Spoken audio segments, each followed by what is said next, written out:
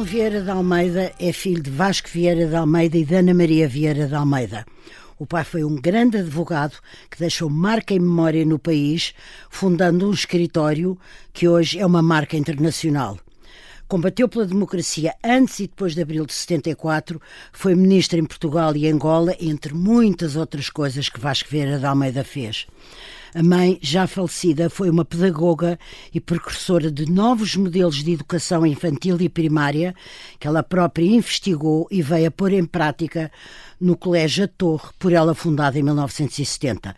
E o seu filho João, o herdeiro do episódio de hoje nesta minha série de podcasts, é uma síntese excelente dos pais, sabendo muito bem o que têm feito com esse legado ao longo da sua vida. Obrigada, João, por estar aqui.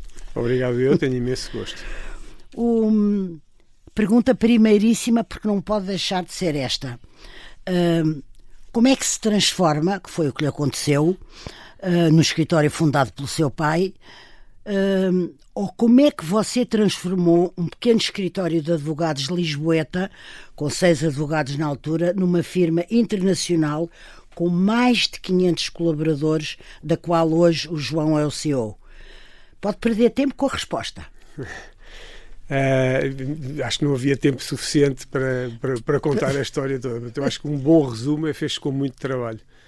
Fez-se com muito trabalho e já que estou aqui essencialmente para falar dos meus pais, fez-se muito com o apoio do meu pai, que foi um homem de uma generosidade extraordinária, porque confiou num grupo de pessoas bem mais novas, nas quais eu estava incluído, e sem nunca nos ter cortado as vasas, deixou-nos fazer o nosso caminho, sem ao mesmo tempo deixar, felizmente, de estar presente. Sempre presente, ainda hoje está. Sempre, ainda está, felizmente. Felizmente. Foi uma inspiração, foi um exemplo, foi uma presença que sempre nos animou, sempre. Bem, você diz que está aqui muito para falar dos seus pais, claro que sim, mas sobretudo para falar de si, porque eu acho que de facto faz a síntese magnificamente entre esse legado. Mas agora queria saber, quando você diz que foi com muito trabalho, mas num caminho, você tem a noção que avançou grão a grão, com o devagar se vai ao longe, ou conheceu mudanças, hesitações, intervalos, sobressaltos? Foi só muito trabalho ou foi uma caminhada acidentada? Foi uma caminhada com acidentes, não é? Quer dizer, é óbvio que agora, como sempre, olhando para trás, parece que foi tudo rapidíssimo. E facílimo. Parece que foi tudo facílimo e que aconteceu ontem, mas claro que não, como tudo na vida, deu trabalho, cometemos erros, tivemos de corrigir, andámos para a frente, para trás, tivemos imensas hesitações, tivemos momentos de preocupação séria com o futuro e com as pessoas, mas foi um caminho espetacular, fantástico, e que me deixa pessoalmente, e felizmente sei que não é só a mim, muito, muito realizado e muito feliz com aquilo que fomos capazes de fazer. A partir de que momento dessa caminhada que hoje tem o sucesso que tem, é que perceberam que estava ganho, que iam ganhar a aposta que tinham feito em alargar, em mudar algumas coisas, em melhorar outras, em escolher outras? Eu acho que talvez quando começámos a fazer sócios mais novos e encontrar espaço para trabalhar a sucessão e para ver um futuro na geração que vinha a seguir. E depois, num plano mais pessoal, quando preparei e depois concluí a minha sucessão, eu hoje sou chairman, fui muitos anos managing partner, que é uma espécie de CEO, e houve um momento em que essa sucessão se concluiu e eu aí percebi que tínhamos conseguido virar a página, e esse tinha sido sempre o meu sonho, era chegar a um momento em que os mais novos nos substituiriam, porque o sonho foi sempre esse, era criar uma instituição que nos sobrevivesse. Claro. E acho que isso ficou... É um grande desafio. Foi um momento, é um grande desafio. E uma ótima recordação sua, das melhores da sua vida. Das melhores da esse minha vida. Ganho, esse terem conseguido. Todo este percurso é uma história de que me orgulho imenso e que sobretudo me deu imenso gozo. Imenso gozo. Imenso gozo. E hoje em dia qual é a sua atenção dada à VDA, a Vieira da Almeida, a sua quantidade de trabalho continua a ser... É a minha vida, continua a ser a minha vida. Eu hoje faço outras coisas. Claro. Mas é a sua vida. Mas é a minha vida. Eu continuo a ter algumas funções executivas de chairman, e uma delas sou eu que faço a gestão dos sócios. E quantos são? Somos quase 60. Portanto, imagino, tenho ali tudo gente brilhante, uns egos enormes. Sim, com os egos enormes, umas sensibilidades imensas, sim, umas diferenças sim. idiosincráticas incríveis, e portanto gerir isso tudo dá-me imenso gosto. Eu tenho um pouco de pena que agora estamos a falar de excelência, não só no seu caso, como da família de onde vem, mas sobretudo agora de gerações mais novas, com o elogio que faz a essa geração abaixo da sua, porque há muita tendência de se dizer entre nós, não sabem, são ignorantes, ou têm que ir lá para fora quando são bons. Não têm. Vocês têm do melhor no vosso escritório. Então não temos. E eu sou completamente contra essa generalização das gerações. A generalização é um pouco também por causa dos salários. Agora não vamos entrar por aí, mas com salários muito baixos é natural e legítimo que os jovens procurem melhor. Mas como sempre, não é? Isso sempre foi assim. Não. Eu acho que as gerações enfrentam basicamente os mesmos problemas semelhantes. As circunstâncias mudam, mas aquilo que são os anseios das pessoas não são muito diferentes, não é? Quer dizer, as gerações mais novas gostam de um bom, como se diz agora, work-life balance. Nós, se pudéssemos ter tido, também teríamos gostado, não é? As circunstâncias é que mudaram. E eu não me revejo muito nesta coisa na lamentação. Não, sim, e da categorização das pessoas por geração. Se pensar bem, quando apareceu a televisão, a geração mais nova ia-se perder porque iam ficar fixados na televisão. Agora o tema é com os telemóveis. Exatamente. Antes disso tinha sido com a música, com o rock, quando apareceu o rock and roll, que era uma perdição, não é? Sim. Portanto, eu evito muito fazer esse tipo de análise, porque para já acho que faz de mim muito mais velho. Sim. Faz de nós, então de mim. Põe-me na geração de cima, claro. Não é? E, portanto, eu relativizo bastante essas coisas. Sim, agora só um pequeno entre parênteses. Tudo isso é verdade, desde o rock, passando para a televisão, o ecrã, que íamos ficar dependentes, e depois isto e aquilo e aquilo outro. Só que neste momento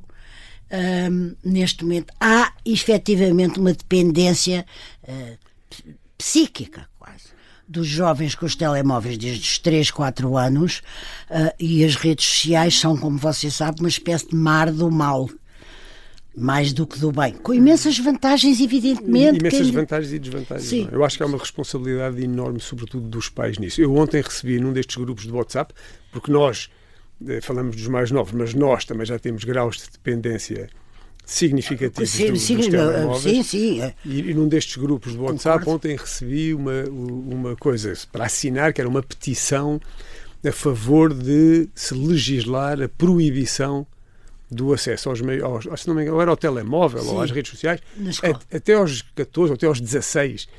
E eu acho que 16 não mais uma vez, mas eu acho que até aos 14 também, acho que isto é um papel que tem que ser feito em casa, não é para haver uma lei que impede isso, que nós vamos, isto é como na proibição nos Estados Unidos, não é? Quer dizer, querer que as pessoas não bebam. Isso não é a solução para o problema. A solução começa com a responsabilização dos pais, a consciencialização dos próprios, um envolvimento dos professores e das escolas, aí sim acho que há um espaço para isso. Precisam de ser amparados no seu julgamento e nas suas escolhas. Como é óbvio. Agora, acho que não é uma lei agora que se vai arriscar, acho que isso não é a solução. Bem, voltando à VDA e sobretudo a si, há uma cultura da casa, evidentemente. Você já aqui, através das suas respostas, no fundo, já abordou. Mas eu gostaria que tentasse resumi-la neste sentido. Foi uma visão estratégica, foram boas escolhas, foram valores, foi vontade, foi determinação. Foi uma mistura disso tudo e de uma coisa que também faz imensa falta na vida, que é um bocado de sorte, não é? Quer dizer, e coisas que vão acontecendo e muitas vezes nem sequer são pensadas. Mas tem que ver, obviamente, com isso tudo. Eu acho que a raiz está nos valores e numa certa forma de estar. E nós aí bebemos muito do exemplo do meu pai. O meu pai tem uma coisa fantástica que eu espero, pelo menos em certa medida, ter também herdado, é que nunca se ter levado demasiado a sério. Quer dizer, nunca foi uma pessoa que se... Também acho. Do que eu conheço, que é Isso. alguma coisa. E isso permitiu criar um ambiente muito, muito próprio no escritório. Nunca foi um escritório de doutores, né, dos senhores doutores. Foi sempre um escritório em que as pessoas foram muito, muito próximas. E depois teve que ver com as circunstâncias, porque nós tínhamos só o meu pai, que era o advogado mais velho, e depois tínhamos todos 20 e tal anos, o que permitiu que criássemos entre nós laços de enorme, enorme cumplicidade, indissolúveis, que se mantêm até hoje. O que verdadeiramente foi extraordinário e quer dizer, no plano teórico talvez não parecesse possível, é que nós conseguimos manter esse espírito à medida que fomos crescendo. Eu acho que é porque o ambiente era tão simpático, claro, que quem chegava, claro, aderia, e os poucos que não aderiram acabaram por se ir embora. Claro. E, portanto, nós conseguimos ainda hoje ter, obviamente que as coisas têm que se ir adaptando, etc., mas ainda hoje temos aquilo que é o verdadeiro DNA, ainda lá está, e ainda é esse, de uma grande cumplicidade, confiança entre as pessoas, proximidade e uma partilha de riscos e de responsabilidade entre todos. Isso funciona lindamente. E o risco e a responsabilidade são duas palavras fantásticas, não são? Fazem mais falta. Fazem muita falta, mas só o que envolve o risco e a responsabilidade do risco e a responsabilidade do cura. O risco é uma coisa... Há uma aversão grande em Portugal. Não há? Enorme. É tão impressionante a aversão ao risco. Vai-se andando. É muito cultural. É cultural, exatamente, por isso é que é inquietante. Forte. É muito forte. Não vamos entristecer aqui os dois. Não. Queria só ainda, a propósito de tudo o que tenho dito da VDA, e mais da VDA do que de si, que eu tenho pena, mas agora vou chegar a si por causa dos prémios que recebeu. O escritório, enquanto tal, recebeu muitos prémios ao longo destes anos, mas você próprio recebeu uma distinção internacional muito especial em 2018, em reconhecimento, cito, do seu estilo de liderança e capacidade para antecipar os desafios do setor. João, isto é uma grande frase sobre alguém. Mas provavelmente se tivesse sido outro a ganhar teriam escrito a mesma frase.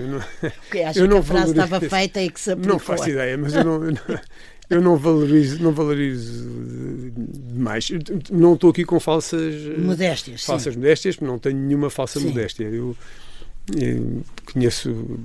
dou-me lindamente com quem sou, com os limites que tenho. Quais são os seus limites? São os limites da minha inteligência. Inerentes à existência humana? Sim, os das minhas próprias capacidades intelectuais. E eu considero-me uma pessoa sei que profissionalmente tenho aquilo que se costuma chamar sucesso.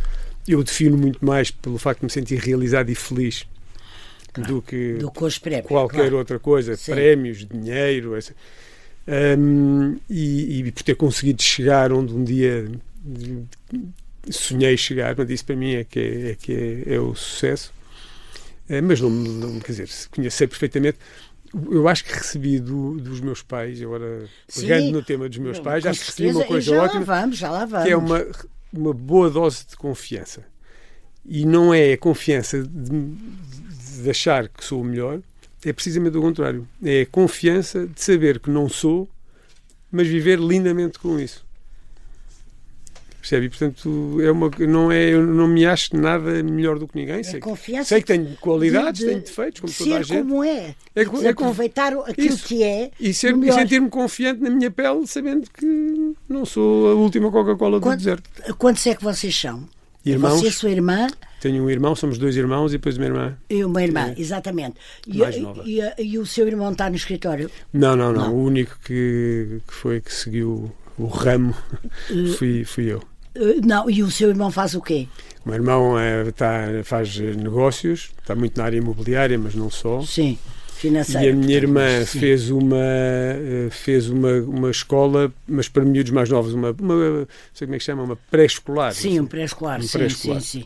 Então herdou um bocadinho da mãe. Sim. O lado pedagogo sim. e de realizar e de investigar a educação, modelos alternativos, etc. Isso. Já lá vamos. Mas é engraçado, nós fizemos escolhas completamente diferentes nas nossas vidas. Somos também pessoas intrinsecamente diferentes, somos bastante diferentes os três, mas muito unidos, muito amigos. São uma tribo.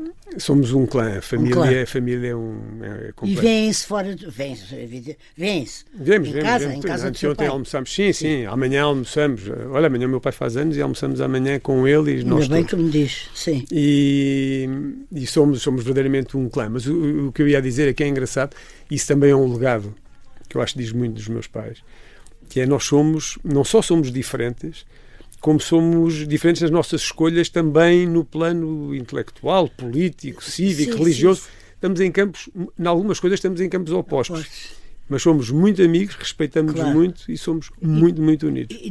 E as discussões às vezes atingem altos níveis de temperatura. Não, até porque nós conhecemos bem as posições uns dos outros, portanto respeitamos-nos, mas discutimos. E somos um clã também já com a geração que vem a seguir e com a outra, porque entretanto já vamos também com netos, não é? Pois, você teve um primeiro neto. Eu tenho um neto, mas a minha irmã... Eu tive um neto há 2 anos. Portanto, sim. O meu neto tem agora 2 anos. E é um avô babado, claro. Veja lá, é incrível, porque eu gozava com os meus amigos e com toda a gente, achava que eram uns babaques. Embasbacados, achava que eram uns palermas. Eu estou completamente imbecilizado pelo meu neto. Até passou a fazer um bocadinho menos de alpinismo e menos de ver rugby e menos por causa do neto. Não, eu já estou a pensar em levá-lo às montanhas e pô-lo no rugby, claro. E pô-lo no rugby, claro. Mas você continua a ver imenso, não é? O rugby é de facto claro, o rugby é família, isso é de família. É de família, todos. Toda, assim, não há homem que não tenha jogado o seu pai não era muito desportista. Não era, nem nunca foi. É um sobredotado no piano, na pintura, mas não, desporto não era muito comum. Não, o meu pai desafia a medicina e a ciência porque nunca fez desporto nenhum, come tudo o que faz mal, tem 93 anos e está ótimo. Está ótimo, que eu estive com ele há pouco tempo e sou uma grande fã do Dr. Vasco Vieira da Almeida, senhor seu pai. João, vou-lhe pedir para fazermos aqui um brevíssimo intervalo. Esperem por nós, voltamos já a seguir.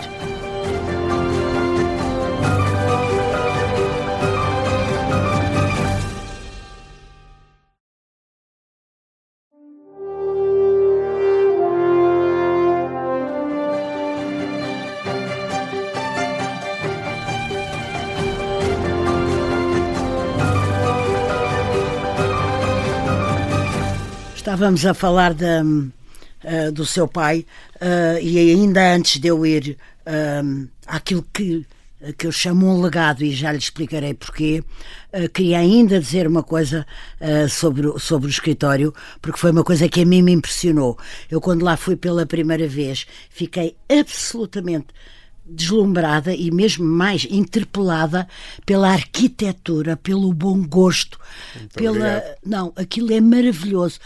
Resultou, quer dizer, foi uma opção vossa, evidentemente, aquele bom gosto e aquela forma arquitetónica, mas saiu mais da cabeça do seu pai, da sua, de um grupo, de uma equipe, de uma escolha de arquitetos? Sim, eu não quero dizer, o primeiro mérito é dos arquitetos, como é óbvio, mas houve um trabalho muito grande que foi feito sobretudo por uma pessoa que trabalha lá no escritório, que é lá a nossa diretora de Relações Institucionais, a Matilde Horta Costa, e portanto, nós os dois fizemos ali um pandan sempre em ligação com os arquitetos para tentar uma coisa que eu acho que resultou muito bem, que foi a arquitetura, no fundo, traduzir aquilo que nós somos. Era aí que eu queria. É que há, de facto, uma quase simbiose entre a cultura, a casa, a cultura da casa, as pessoas que a habitam e a arquitetura. Era essa a ideia. E eu acho que nós conseguimos isso bem. Portanto, hoje eu entro ali e sinto que aquilo é a nossa casa, aquilo é o espelho, é o nosso espelho, é o espelho daquilo que nós somos. Alguma vez, quando se meteu nisto tudo, foi tocado ou interpelado por, agora aspas, ter que ser tão bom como o meu pai, não deixar o pai e a mãe ficarem mal, coisas assim. Às vezes não é fácil ser-se filho de... Claro. Pensam nisso? Eu resolvi isso bem e bastante cedo, eu acho. Ótimo. Quer dizer, felizmente, não é? Porque, quer dizer, eu nunca me quis comparar ao meu pai, não por achar que nunca seria igual. Como ele, mas não valia a pena. Não valia a pena. E sobretudo, exatamente, porque sobretudo eu não sou o meu pai. Sou eu, o meu pai é o meu pai. Claro. O meu pai é um homem absolutamente fora de série, é um sobredotado, como dizia há pouco. E eu sou eu. E, portanto, nunca me pus nessa... A única coisa em que isso talvez tenha refletido na nossa vida foi talvez na vida profissional. Evitámos estar os dois nos mesmos processos, nos mesmos assuntos. Nos mesmos assuntos, sim. Foi a única coisa. Sim, isso também percebo. Entende que quando se é herdeiro de um legado familiar da dimensão do seu, com um pai e uma mãe que provaram tão bem pela vida fora, e o seu pai ainda prova, você, o João Vieira de Almeida, acha que há uma responsabilidade em continuá-lo, em fazê-lo render, como se fosse uma coisa da qual nós tivéssemos que cuidar muito bem? Acho que sim. Acho que sim, se estamos a falar de uma coisa que é o legado familiar. Aquilo que eu estava a falar. Com tudo o que isso comporta. Com tudo o que isso, claro que sim. Tem a ver com os valores, com a nossa forma de estar, com a nossa ligação, com a nossa responsabilidade uns pelos outros. Exatamente. A responsabilidade para com a comunidade. Exatamente, etc. sim. Claro que sim. Portanto, claro que sim. E é uma coisa que me motiva muito na minha vida, é precisamente trabalhar, entre aspas, para isso e manter a ligação. E nós, felizmente, é uma coisa fantástica, porque nós... Então, conte lá. É que, de facto, isto é transgeracional, quer dizer, a ligação entre nós é fortíssima. E imagino, quando há casamentos na família, acontece sempre, há um momento, e nós depois até acabamos por nos rir a seguir, claro, em que estamos nós, à parte quase estamos nós, a minha geração, a dos meus filhos, sim, e a do meu neto, sim, e estamos todos a dançar uns com os outros, sim, e a rir uns com os outros, depois de repente lembramos, espera aí, faltam os maridos, claro, e as mulheres e tal. E, portanto, é fortíssimo. E eu isso acho que é a coisa mais importante que nós temos nas nossas mãos, a coisa mais valiosa que temos, e para mim é imprescindível nós preservarmos isso. Você disse uma vez do seu pai, Vasco Vieira de Almeida, que não conhecia nenhum advogado que tivesse fundado um escritório, que lhe tivesse imprimido um caráter, cujo deu origem a uma marca e que depois tenha deixado esse legado a quem inspirou, a quem ele próprio inspirou e formou. Foi o que se passou. É verdade, foi aquilo que eu já disse. Foi aquilo, exatamente, foi isso. Foi de uma generosidade extraordinária. Meu pai foi de uma generosidade extraordinária. Houve durante uns anos, ele resistiu muito à ideia de ter sócios e de crescer, mas depois, no dia em que decidiu e em que tomou essa decisão, e eu sei que ele a tomou a pensar em nós, em quem estava a seguir, claro, teve a coragem de nos dar espaço para errar. Eu lembro muitas vezes, era uma frase famosa que nós dizíamos no escritório, a citá-lo a ele, que ele dizia sempre: eu estou contra, mas vocês fazem o que quiserem. Ai, que engraçado. Sendo certo que o meu pai sempre teve a humildade de depois vir dizer, olha, tinham razão. Sim. Portanto, foi sempre extraordinário. A sua mãe, Ana Vieira de Almeida, a quem chamavam Tana, lembro-me bem, foi muito amada por quem a conheceu e, sobretudo, foi muito reconhecida como uma pedagoga em Vulgar, e que fundou uma escola também ela em Vulgar, conforme eu recordei no início da nossa conversa. Mas o João uma vez descreveu de uma forma maravilhosa, dizendo que a escola que ela criara em 1970 era um espaço de liberdade e de criatividade onde sonhos fantásticos e desenhos coloridos se cruzavam com a certeza matemática, a curiosidade científica, a história e a literatura em narrativas mágicas onde o bem inevitavelmente triunfava sobre o mal. Esta escola era o retrato da sua mãe. É, exatamente. Isso é uma descrição da escola, mas é também uma descrição Não, dela. da sua mãe, pois por isso é que eu digo que Era uma pessoa de facto extraordinária, uma pessoa com uma espiritualidade enorme e muito focada nos outros, uma pessoa que inspirava calma, tranquilidade, que tinha esta visão holística do mundo, dos outros e era isso mesmo, era essa já não me lembrava. Não, já não se lembrava do que tinha dessa. Sim. Mas é uma boa descrição, passo o autoelogio, de facto é uma boa descrição daquilo que era a minha mãe, que era que era ela a escola, e que era que a ela escola, imprimiu exatamente. na escola. A escola parecia um prolongamento dela, um duplo dela, uma siamesa dela. E assim, João Vieira de Almeida, filho do Vasco e da Tana, pai de 3 filhas e avô de um neto, CEO de uma grande firma de advogados, assim, o que é que o distingue? A mim? Sim. Isso é uma pergunta... Pois é, então, mas eu não posso só estar aqui mas, a falar. Não, o que é que acha que o distingue? Ouça. Me distingue de... Sim, o que é que acha que o distingue? Que características, que valores, que hábitos, que gostos, que... Olha, eu tenho uma coisa que...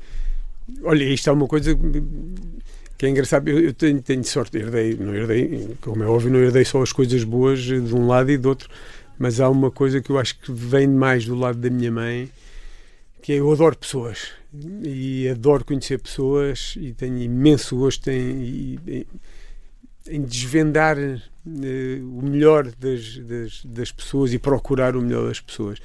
E acho que isso foi das coisas mais úteis para a minha vida, porque a minha vida foi sempre lidar com os outros. Claro. E acho que, enfim, não me distingue, porque muita gente será seguramente assim, mas eu acho que tive a sorte depois de viver num ambiente profissional onde isso foi possível. E não só foi possível, como acho que foi crítico. Acho Claro. que foi uma das coisas, uma das alavancas importantes para esta cultura e também para o sucesso do escritório. Temos estado a falar sobretudo do escritório e de si dentro do escritório, mas você é um homem de amigos, segundo o meu trabalho de casa. É um homem de amigos que gosta de estar com os seus amigos, gosto, partilhar um bom jantar, bom vinho, uma conversa, um passeio de mota, uma montanha. Quem é que vai consigo para a montanha?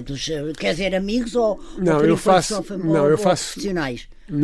Não. Eu faço dois tipos de montanha. Eu faço umas montanhas em que vou sozinho ou com uma ou duas pessoas, assim, mais exigentes, mas todos os anos faço uma coisa que é, todos os anos vou ao Kilimanjaro, que é uma montanha mais acessível, mais simples, onde levo pessoas. Hoje em dia levo pessoas que não conhecia de lado nenhum. Eu tenho a sorte de... Mas como é que as descobriu? Como é que elas é que me descobrem, porque as pessoas sabem que eu faço isto. Está bem, e vêm ter consigo. E escrevem, e vêm ter comigo, e arranjam números de telefone, e uns chamam os outros. 6, 12, 20? São 25, 30. Portanto, eu tenho a sorte, com esta idade, de fazer 25 novos amigos por ano. Que idade tem? Eu tenho 63. Sim. João, e faz alpinismo quanto tempo? Esses dias no Kilimanjaro é quanto tempo? Não, isto é pouco tempo. Isto no Kilimanjaro é uma semana e depois normalmente tiro mais 2 semanas por ano para fazer outras coisas porque depois também gosto. A montanha também é um exercício muito interior de paz e de busca interior e de fazer uma revisão da matéria dada, de estar comigo próprio, portanto depois gosto de fazer umas coisas mais sossegadas. E em Portugal quase, porque montanhas alpina, em todas? Em Portugal não, em Portugal é raro. Pois eu também estava a dizer. Em Portugal não há muita coisa. Não, eu sei, por isso é que eu estava aqui a sorrir. Mas já fiz o mundo inteiro, não é? Já fiz o mundo inteiro. Desde da América do Sul aos Himalaias, passando pela Antártida. Ai, que interessante, mas isso veio de onde? o alpinismo? Isso é que eu não estou a ver. Foi um acaso. Ai, foi um Foi acaso. acaso. Comecei e depois nunca mais Por uma parei. vez não veio de casa. Não, de todo, Não. de todo. Por uma vez não veio de casa. Olha, mas se eu olhar para trás, e do que eu conheço, nem tudo foi fácil. Houve aí umas épocas mais sombrias, umas zonas mais sombrias, sobre as quais, aliás, você falou e escreveu. Quer falar disso?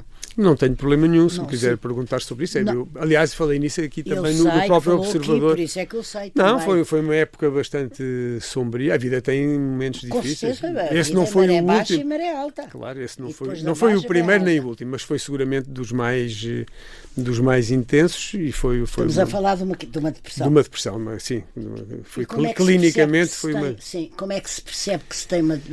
Não querendo de maneira nenhuma, nem fazer agora um remake. Não tenho do- problema do que nenhum de disse. falar nisso. Eu só É não só- gosto é de aborrecer as pessoas, porque eu falo tanto Não, nisso. Às não vezes tenho medo de aborrece estar a nada aborrecer. às pessoas, nem me aborrece a Eu, no mim. meu caso, foi muito fácil de perceber porque foi muito físico, foi muito evidente. Teve uma tradução física. Sim.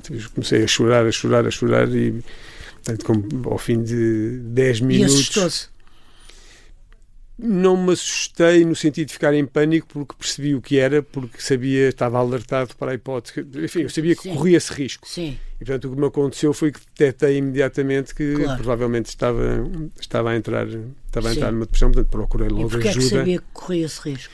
Porque eu já fazia, felizmente, regularmente, ia ao psicólogo. Está bem, está bem. Tinha uma vida com imenso stress, enorme stress. Ai, não se pode. A minha vida familiar sofreu muito com isso, portanto eu depois separei-me, não estava com as minhas filhas, sofria horrores de Foram culpa. momentos difíceis. Momentos Claro. muito difíceis, portanto tive uma depressão, é uma doença, durou meses.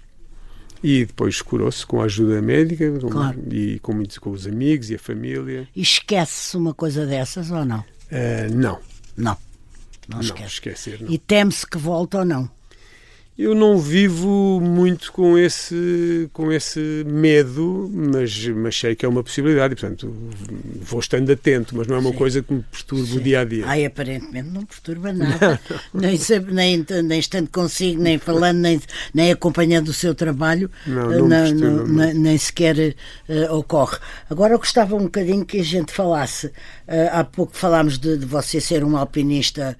Alpinista de alma e amador, coração. um alpinista Amador, também, com certeza, mas Wannabe, é de alma e coração wannabe e de, sim.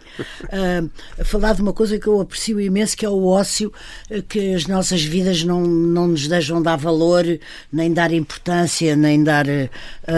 praticamos pouco e talvez façamos mal. Mas você preenche-o bem com o alpinismo pelo menos uma vez por ano e depois outras vezes, toca bateria, tem a tal paixão pelas pessoas, é um fã do rugby sem limites, é um bom uso do ócio, isto que eu acabo de dizer. Vamos à bateria, ainda toca? Ainda toco, agora já não toco tanto como de antes, porque achei que tinha que ceder o meu lugar na bateria da banda do escritório. Sim, há uma banda no Há escritório. uma banda que já tem muitos anos, a banda do escritório. Como é que se chama? Chama-se a banda do escritório? Não. Tem Que era outro um bom nome, nome. tem outro nome que é assim um nome mais atrevido, não vou dizer. Tá bem, não vou pronto. dizer aqui. Sim. E E era o baterista, fui você? baterista durante anos e anos, Sim. mas depois houve um dia, aqui não há muito tempo, que estava num ensaio e de repente olhei e comecei a achar que Que a eram soma, todos- a soma da idade do resto da banda Claro, é assim. era capaz de ser menos Claro. do que a minha idade. Claro. E portanto achei, olha, e aí está, foi Exatamente. realizar que se calhar era a altura de me ir embora. E hoje em dia há miúdos que tocam, mesmo advogados, que tocam Maravilhosamente maravilhosamente. bem. Portanto, eu hoje fico a ouvir, eles são muito simpáticos e E normalmente convidam-no, claro. convidam-me sempre a tocar uma música nos espetáculos. Agora, esses espetáculos são com que periodicidade, em que ocasiões? Como é que é? A banda de escritório toca pelo menos 2, 3 vezes por ano, não é muito, mas eu também me vou divertindo com uns amigos assim velhotes. Era isso que eu ia perguntar. A última se vez que para toquei além foi num disso- casamento. A última vez que toquei foi num casamento. E correu bem. Foi um Correu bem. Agora tenho uma filha que se vai casar este ano. Sim. E vai tocar? Não sei. Não posso revelar aqui, porque Não se pode. tocar vai ser surpresa. Que horror, Não é nada pode revelar. garantido. Deus nos livre de revelar aqui uma surpresa para a sua filha. E a bateria veio de quê? Porque não era uma coisa que eu tivesse Não, a ver não. em casa imediatamente, Não, nem não, os seus sabe. irmãos, nem os pais, nem nada. Era Não, outra sabe que o coisa. meu pai, como disse há o pouco, é piano. verdade, o meu pai é um músico, é um melómano sério, E muito sério. compôs uma sinfonia, coisa que poucas pessoas sabem, que Poucas- Vaz Ferreira é da Almeida verdade, é compôs verdade. uma sinfonia. Mas ele não sabe onde é que a pôs, também nunca mais se viu. E ele goza com ele próprio, está sempre, diz sempre que aquilo também não valia nada e tal, mas a verdade, ele fez o conservatório inteiro de piano. E é um melómano e muito sensível. Eu lembro-me de uma vez o seu pai, com uma neta, com 3, 4 anos, num concerto noturno, um concerto à noite na Fundação Gulbenkian, com a neta sentada nos joelhos. Sim, sim. E eu estava na fila à frente, por acaso, e ter dito ao Vasco, o Vieira da Almeida, então, e essa neta tão pequenina, e se ela chora? Não, não chora. Ela está a gostar imenso e vai gostar toda a vida ainda mais. Portanto, começou logo desde... Mas isto para lhe dizer que o meu pai, quando eu lhe disse, olha, agora vou aprender bateria, que para o meu pai a bateria não é um instrumento, é assim uma coisa... Não, pois claro. A bateria sim. é bater com os paus Sim, claro, no tambor, sim, ele achava... sim. Divertimos imenso, mas já me ouviu várias vezes. Mas eu de facto não tocava, eu aprendi piano quando era miúdo, nunca tive assim ainda me desenrasco, mas nunca deu para desenvolver muito. Sim. E depois já tinha uma certa idade e olha, e um dia apeteceu-me e fui aprender a tocar bateria e aquilo é um exercício ótimo para a cabeça. É uma coisa... E mesmo físico também. Fisicamente, mas sobretudo Sim, para a cabeça, porque é uma coisa, aquilo é matemático também, ali é fantástico, e, portanto adoro. E tem tempo para estar consigo próprio. Há pouco disse que depois do alpinismo também durante o ano ia... Tenho na montanha, sobretudo na montanha. Eu fiz yoga durante alguns anos, agora já não faço, nessa altura isso eram bons momentos, mas hoje em dia é essencialmente na montanha. Na montanha. E precisa de estar consigo, gosta, aprecia.